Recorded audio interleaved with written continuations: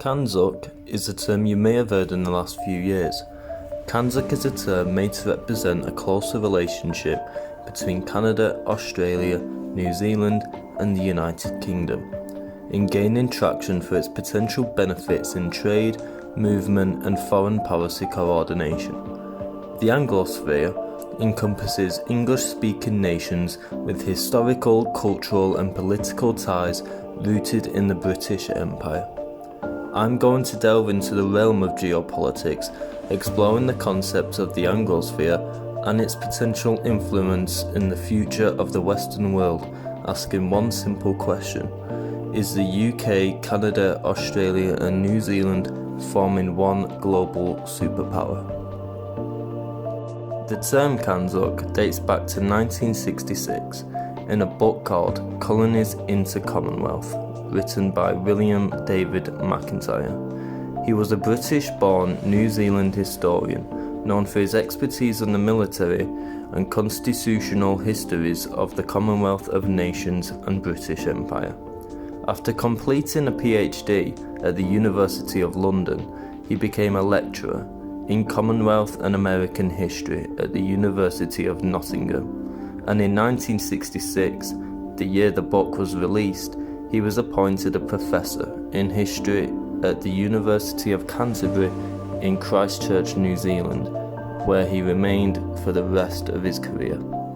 Perhaps most interestingly though, is that in 1992, Queen's Birthday Honours, McIntyre was appointed an Order of the British Empire for services to historical research, leaving him with the title William David McIntyre OBE. In 2015, the term got popularised by James Skinner, CEO and founder of Kanzuk International. Working in a similar way to the EU, Kanzuk includes increased trade, foreign policy cooperation, military cooperation and mobility of citizens between the four states.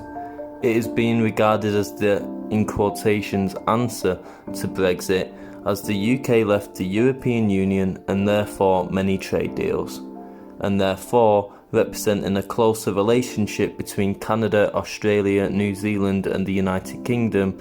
The idea is gaining traction for its potential benefits in trade, movement and foreign policy coordination. It is said that there are no more 4 similar countries in the world sharing nearly identical economic systems, social values, political and legal systems, in addition to the majority of the population of each country speaking English and being of British ethnic origin.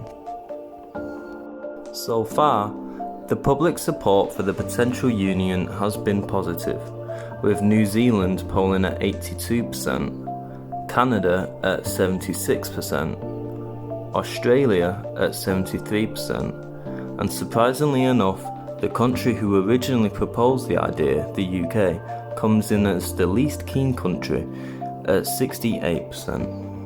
To try and understand why the results were so positive, I went to Kanzuk International's X page and found some statistics. The union takes up 12% of the global land area, with a combined population of 136 million people, would take up 1.7% of the global population.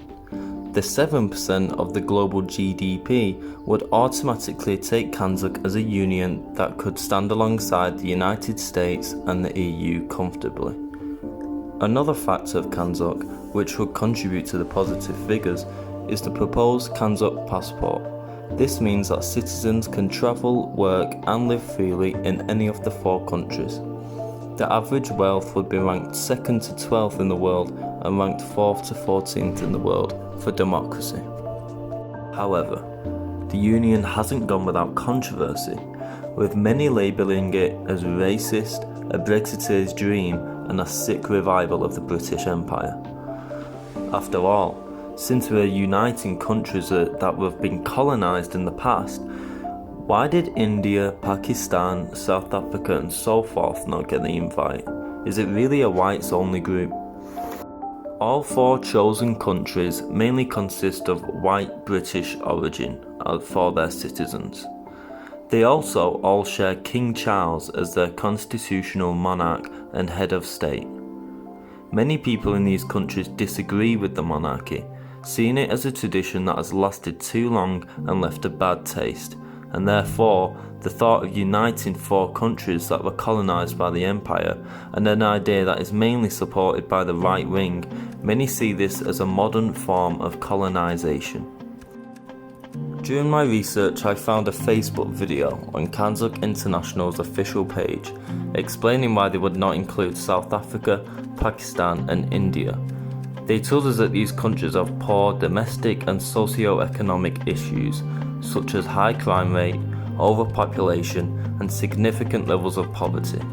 Including these countries in the Union would create considerable waves of immigration and not enough migrating back from the Kazakh countries.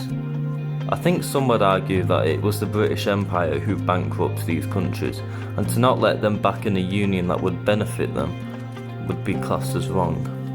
So to answer the question, are the UK, Canada, Australia and New Zealand forming one global superpower? Well, we don't know the likelihood of it happening, but if it did, yes, the world would absolutely now include a new superpower. Australia relies heavily with China for trade, which has caused issues between the nations, and as I mentioned before, the UK is trying to figure out what to do post-Brexit. In fact, the US is heavily in favour of the idea, as it would be a stronger alliance between the powers and a stronger force to combat China and Russia.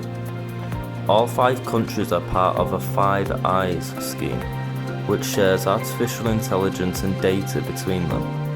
The 4 countries would also depend a lot less on the US in terms of safety and protection, so it very well could be the next big story making the headlines. Hopefully you enjoyed the video, and thank you for watching.